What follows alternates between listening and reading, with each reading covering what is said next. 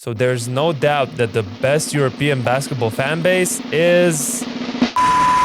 If I just answered that question with a specific team name, I can just imagine how many people would absolutely rage in the comment section. There probably isn't a more sensitive topic in European basketball than which team's fans are the best. And guess what? There can't be an objective answer to it. But what we can do is look at the atmospheres, the attendance stats, fan loyalty, and what influence do football ultras have. Before we get into it, make sure to hit the like button if you are a fan of these European fans. While there are a few more passionate fan bases in the NBA, against Luka and the Mavs.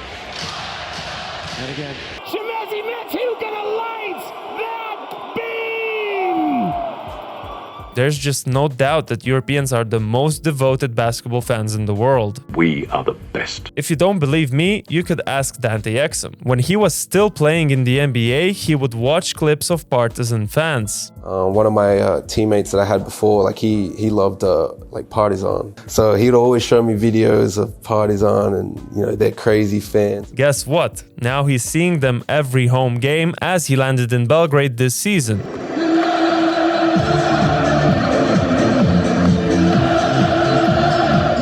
And that is certainly something that blows the minds of most former NBA players who now play in Europe. When I first came to Europe, I was really, really surprised. It's just so much different than the NBA fan bases. Even Kevin Durant, who came to support his former teammate and friend Mike James, James the runner, got it!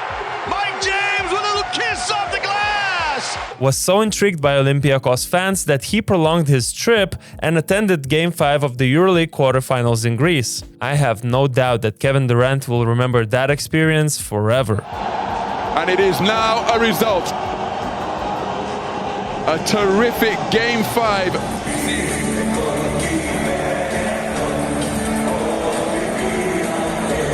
Speaking of unforgettable experiences, I actually had the chance to attend the Belgrade Derby last season, and let me tell you, there's just no other derby like it anywhere else.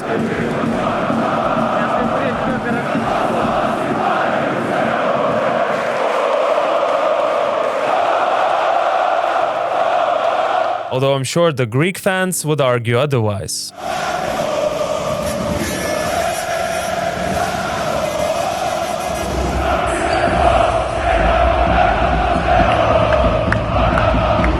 Fun fact, during the Panathinaikos and Olympiacos derby games, the courts are protected by huge nets that catch any flying objects that might be thrown on the court.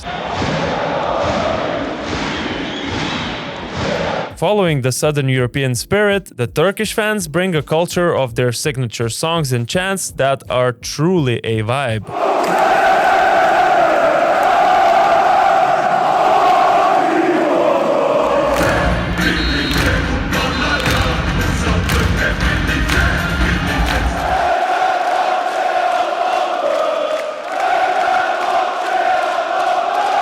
On the other hand, other teams like Žalgiris Kaunas prefer a more family-friendly environment.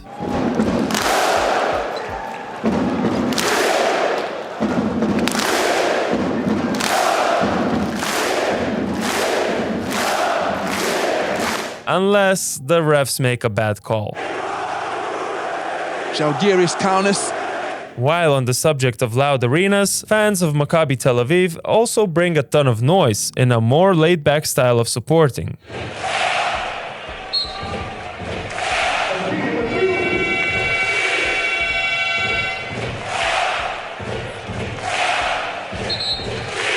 As you probably noticed, both fan bases are using the Viking clap, and I must say, I'd still prefer the original. If we keep on looking for similarities between fan bases, the Spanish orchestras in Valencia or Vitoria really remind me of the marching bands we hear in NCAA games. The corner three-pointer goes for them.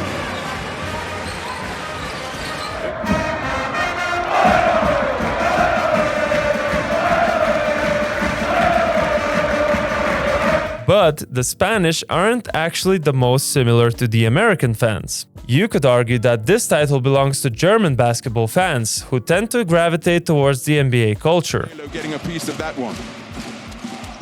Backdoor cut is finished by Yovel Zusman. Knowing how much basketball is growing in Germany, I fully expect them to take it up a notch in the future. Lastly, all of us should be happy that Virtus Bologna is back in the EuroLeague. It's actually the only town in Italy where basketball is followed even more than football, and it really shows during their home games.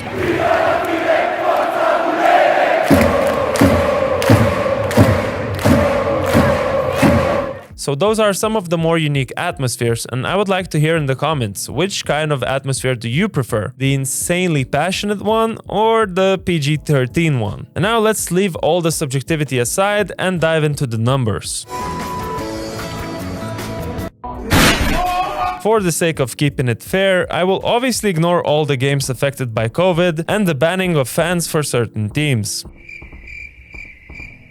Also, the stats will be from the last 7 EuroLeague seasons, aka from when the current EuroLeague format started. Of course, there's an exception with Partizan Belgrade, who only came back to the league in 2022 after an 8-year halt. You can really tell their fans have missed EuroLeague action, as Partizan tops the attendance chart with the average of over 16,000 fans.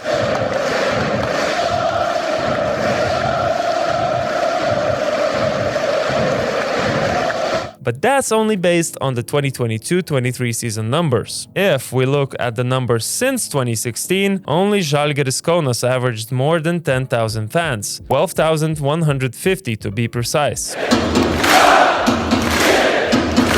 It puts them at the #1 spot when compared to all the other teams with multiple seasons under their belts. Probably the biggest surprise for me was Baskonia. They sit at the 2nd place with an average of 9,900 fans a game. That's above clubs like Panathinaikos, Maccabi or Fenerbahce, who conclude the top 5. Other EuroLeague household names like Real Madrid, Anadolu Efes, Olympiacos and Crvena Zvezda averaged more than 8,000 each game. It is also very important to note that EuroLeague clubs play in arenas that vary in capacity quite a bit. For example, the smallest arena is Munich's Audi Dome with just 6,700 seats, while Oaca in Athens can hold up to 19,000 people.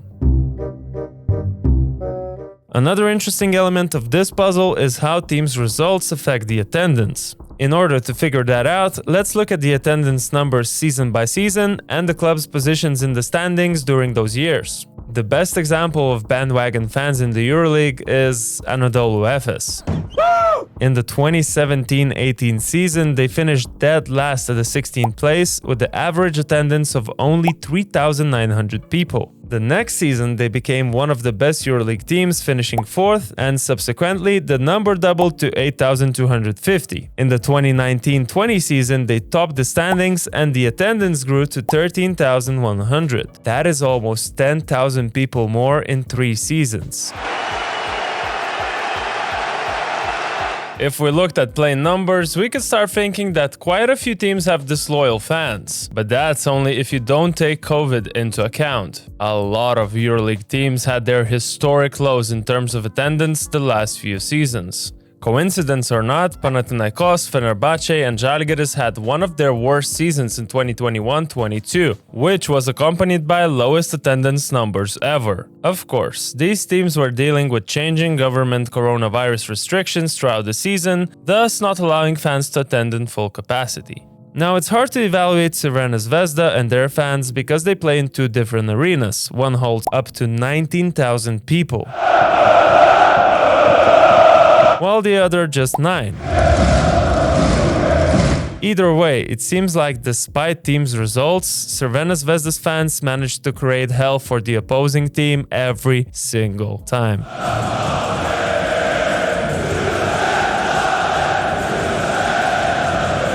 If there's a fan base we could call the most loyal, the numbers would say that's Maccabi. Their fans have been steadily filling up the Menorah Miftachim Arena that seats just under 11,000 people. While it sounds unbelievable, Maccabi has had an average attendance of 10,000 fans every season, no matter what team's results were. And yeah, that's almost a sold-out arena for 6 seasons straight.